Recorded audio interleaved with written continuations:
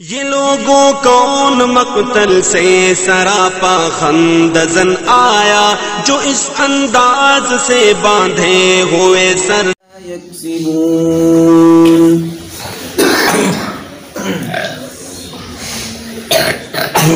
اولا يعلمون ان اللہ یعلم ما یسرون وما یعلنون، کیا وہ لوگ جانتے نہیں ہیں کہ اللہ رب العزت جانتا ہے ان تمام چیزوں کو، ان تمام باتوں کو جس کو چھپاتے ہیں، وما یعلنون اور جس کو وہ ظاہر کرتے ہیں۔ ومنہم امیون لا یعلمون الکتاب، اور ان میں سے بعض وہ لوگ ہیں جو ان پڑھ ہیں، لا یعلمون الکتاب، ان کو کتاب کا علم نہیں ہے، الا امانی، سوائے چند خواہشات کے، وانہم الا یظنون، اور وہ محض ایک ظن اور خیال میں ہیں۔ فویل للذین یکتبون الکتاب بایدیہم، ہلاکت ہے، شدت عذاب ہے ان لوگوں کے لیے جو کتاب اپنے ہاتھوں سے لکھ لیتے ہیں، ثم یقولون ھذا من عند اللہ، پھر کہتے ہیں کہ اللہ کی طرف سے ہے، لیشتروا بہ ثمنا قلیلا، تاکہ اس کو تھوڑے سے مال کے عوض بیچ دیں۔ فویل لہم مما کتبت ایدیہم، ہلاکت ہے ان لوگوں کے لیے جو کتاب کو لکھتے ہیں اپنے ہاتھوں سے، وویل لہم مما یکسبون، اور ہلاکت ہے ان لوگوں کے لیے جو اس کے ذریعے کماتے ہیں۔ وقالوا لن تمسنا النار الا ایاما معدودہ، اور انہوں نے کہا کہ آگ ہمیں نہیں پہنچے گی مگر چند دنوں تک۔ قل اتخذتم عند اللہ عہدا، آپ ان سے کہیے کہ آپ نے اللہ کے پاس کوئی عہد لے رکھا ہے، اللہ سے کوئی وعدہ لے رکھا ہے، فلن یخلف اللہ وعدہ، کہ اللہ اس عہد اور وعدے کی خلاف ورزی نہیں کرے گا۔ ام تقولون علی اللہ ما لا تعلمون، یا تم اللہ کے لیے، یا تم اللہ پر وہ باتیں کہتے ہو جن کا تم کو علم نہیں ہے۔ بلا من کسب سیئۃ واحاطت بہ خطیئتہ فاولئک اصحاب النار، کیوں نہیں، سچ تو یہ ہے من کسب سیئۃ، جس نے کوئی برائی کمائی، واحاطت بہ خطیئتہ، اور اس کی برائی نے اس کا احاطہ کر لیا، تو یہی لوگ جہنمی ہیں، ہم فیہا خالدون، اور یہ لوگ ہمیشہ ہمیشہ جہنم میں رہیں گے۔ والذین آمنوا وعملوا الصالحات، وہ لوگ جو ایمان لائے اور اعمال صالحہ کیے، اولئک اصحاب الجنہ، یہ لوگ جنتی ہیں، ہم فیہا خالدون، ہمیشہ ہمیشہ جنت میں رہیں گے۔ بنی اسرائیل کے بعض لوگ وہ تھے جن کو کتاب کا علم نہیں تھا۔ بنی اسرائیل کے علماء جو کہا کرتے تھے اسی کو مانا کرتے تھے، چنانچہ علماء نے تو کتاب کی تکذیب اور اس کا انکار کر ہی دیا، لیکن بعض لوگ ایسے تھے جو عوام تھے، جو امی اور ان پڑھ تھے، انہوں نے بھی اپنی خواہشات اور اپنی آرزوؤں کے بل بوتے پر قرآن اور کتاب کا انکار کر دیا۔ اللہ فرماتا ہے ان لوگوں کے اندر علم نہیں ہے، یہ ان پڑھ ہیں، امی ہیں، ان کے اندر کوئی علم نہیں ہے۔ فویل للذین یکتبون الکتاب بایدیہم ثم یقولون ھذا من عند اللہ، اس آیت کریمہ میں اللہ بتاتا ہے کہ ان لوگوں کے لیے شدت عذاب ہے جو لوگ کتاب کو لکھ لیتے ہیں اپنی طرف سے۔ مراد یہ ہے کہ توریت چونکہ بنی اسرائیل پر نازل ہوئی اور بنی اسرائیل اس کتاب کے اندر تحریف کر دیا کرتے تھے، یعنی جو محمد الرسول اللہ کی صفات اس میں مذکور تھیں ان صفات کو بدل دیا کرتے تھے۔ مثال کے طور پر اللہ کے رسول کی ایک صفت موجود تھی کہ آپ متوسط قد ہوں گے، نہ زیادہ لمبے ہوں گے نہ زیادہ ٹھکنے ہوں گے۔ اسی طریقے سے آپ کی اور بھی بہت ساری خصوصیات تھیں، ان خصوصیات اور ان صفات کو تبدیل کر دیا کرتے تھے اور اس کے بعد اس تحریف شدہ کتاب کو بیچتے تھے۔ اللہ فرماتا ہے وہ لوگ جو کتاب کے اندر تغیر اور تبدیلی کر رہے ہیں ان کے لیے بہت سخت عذاب ہے۔ ویل کس کو کہتے ہیں؟ قرآن کا ایک عجیب انداز ہے، قرآن کہتا ہے فویل للذین، ویل کہتے ہیں شدت عذاب کو، ویل کے معنی آتے ہیں ہلاکت کے۔ ایک روایت کے مطابق ویل جہنم کی ایک وادی کا نام ہے۔ حضرت سعید ابن المسیب راوی ہیں، حضرت عبداللہ بن عباس، حضرت ابن عباس رضی اللہ عنہما روایت کرتے ہیں۔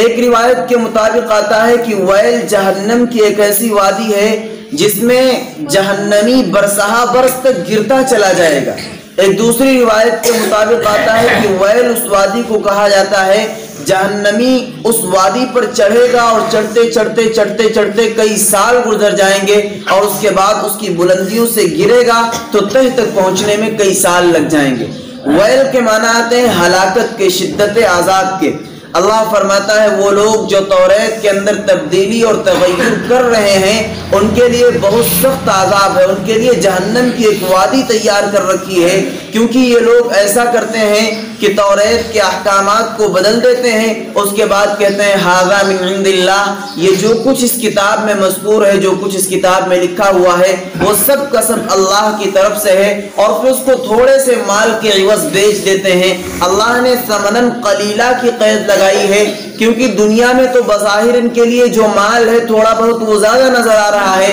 لیکن اللہ کی نظر میں دنیا کے مال کی کوئی وقعت، کوئی اہمیت نہیں ہے۔ اس لیے اللہ کہتا ہے کہ قرآن کی آیات کو بدلتے ہیں، بدلنے کے بعد اس کو میری جانب یعنی اللہ کی جانب منسوب کرتے ہیں، اس کی نسبت جب اللہ کی جانب کر دیتے ہیں پھر چند پیسوں کی خاطر اس کو بیچ دیتے ہیں۔ اللہ فرماتا ہے وَوَيْلٌ لَهُم مِّمَّا يَكْسِبُونَ، جو کچھ یہ لوگ کما رہے ہیں یہ عذاب کا باعث ہے ان کے لیے۔ وَقَالُوا لَن تَمَسَّنَا النَّارُ إِلَّا أَيَّامًا مَّعْدُودَةً، انبیاء علیہم السلام نے ان کو ڈرایا کہ تم اللہ کی کتاب میں تحریف کر رہے ہو، تم انبیاء کا انکار کر رہے ہو، تم کو عذاب آ پہنچے گا، اور ایسا عذاب پہنچے گا جہنم کا عذاب جس سے تم کو کبھی چھٹکارا نہیں ملے گا۔ حضرت موسیٰ علیہ السلام کے ماننے والے یہودی انہوں نے یہ دعویٰ کیا تھا کہ حضرت موسیٰ کا دین کبھی منسوخ نہیں ہونا ہے۔ حضرت موسیٰ کے بعد حالانکہ حضرت عیسیٰ علیہ السلام بھی آئے، حضرت عیسیٰ کے بعد اللہ کے رسول علیہ السلام بھی دنیا میں تشریف لائے، یہ لوگ بحیثیت نبی دنیا میں تشریف لائے ہیں، ان کی نبوت کا اقرار کرنا اور اس پر ایمان لانا لازم اور ضروری ہے۔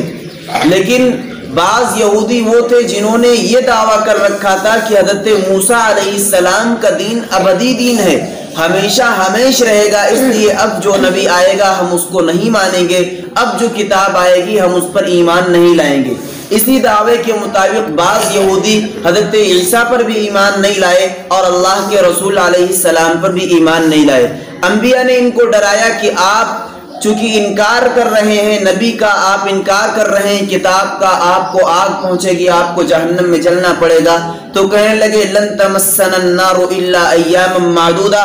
سن لو ہم کو آگ واگ نہیں پہنچنے والی ہے اور ہم جہنم میں ڈالے بھی نہیں جائیں گے، ہاں اتنا ضرور ہو سکتا ہے کہ چند دنوں تک ڈال دیے جائیں اس کے بعد پھر نکال لیے جائیں۔ اور ان کے ذہن میں ایک روایت کے مطابق یہ بات تھی، یہ کہا کرتے تھے کہ ہمارے آباء و اجداد نے چونکہ بچڑے کی پرستش کی تھی 40 دنوں تک، اس لیے ممکن ہے کہ 40 دنوں تک ہمیں آگ میں ڈال دیا جائے، پھر جب وہ 40 دن پورے ہو جائیں گے تو پھر ہم کو نکال لیا جائے گا۔ ایک روایت کے مطابق کہتے ہیں کہ ان لوگوں کا خیال یہ تھا کہ ہر عمر کے مقابل میں 1 سال ہم کو ڈال دیا جائے گا اور اس کے بعد ہم کو جہنم سے نکال لیا جائے گا۔ الغرض ان کی سوچ، ان کی فکر یہ تھی کہ ہمیں جہنم میں چند دنوں تک ڈالا جائے گا، اس کے بعد نکال لیا جائے گا، وہ بھی ہماری ان غلطیوں کی بنا پر جو ہم سے ہو گئی ہیں، اگر غلطیاں نہ ہوتی تب بھی ہمیں ڈالا نہ جاتا۔ ایک روایت کے مطابق کہتے ہیں کہ اللہ نے ہم سے وعدہ لیا تھا، اس وعدے کی ہم نے خلاف ورزی کر دی تھی، اس کے عتاب کی وجہ سے اللہ ہم کو جہنم میں چند دنوں تک ڈالے گا اور اس کے بعد ہمیں پھر نکال لیا جائے گا۔ اللہ فرماتا ہے قل اتخذتم عند اللہ عہدا، کیا تم نے اللہ سے کوئی وعدہ لیا ہوا ہے کہ اللہ اس وعدے کی خلاف ورزی نہیں کرے گا؟ فرماتے ہیں نہیں، اللہ سے انہوں نے کوئی وعدہ نہیں لیا ہے اور نہ اللہ نے ان سے کوئی وعدہ لیا ہے، یہ محض اپنی خواہش پرستی اور نفس پرستی کی بنا پر یہ بات کہہ رہے ہیں۔ ام تقولون علی اللہ ما لا تعلمون، یہ اللہ کی جانب ایسی باتیں منسوب کر رہے ہیں جن کا علم ان کو خود نہیں ہے۔ اللہ فرماتا ہے بلا، سچ بات تو یہ ہے